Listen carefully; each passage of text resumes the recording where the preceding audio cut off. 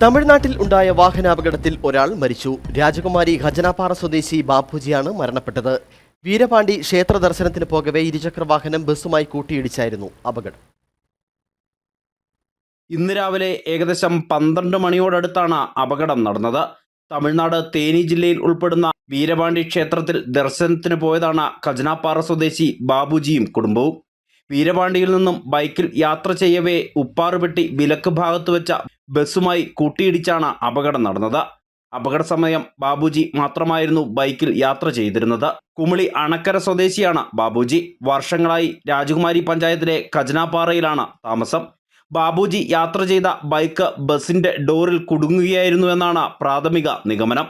നാട്ടുകാരും പോലീസും ചേർന്ന് ആശുപത്രിയിൽ എത്തിച്ചുവെങ്കിലും ജീവൻ രക്ഷിക്കാനായില്ല. പോസ്റ്റ്മോർട്ടം നടപടികൾ പൂർത്തീകരിച്ച മൃതദേഹം ബന്ധുക്കൾക്ക് വിട്ടു നൽകി. അണക്കരിയിലെ വീട്ടിലെത്തിച്ച ശവസംസ്കാര ചടങ്ങുകൾ നടത്തും. ന്യൂസ് ബ്യൂറോ, രാജകുമാരി.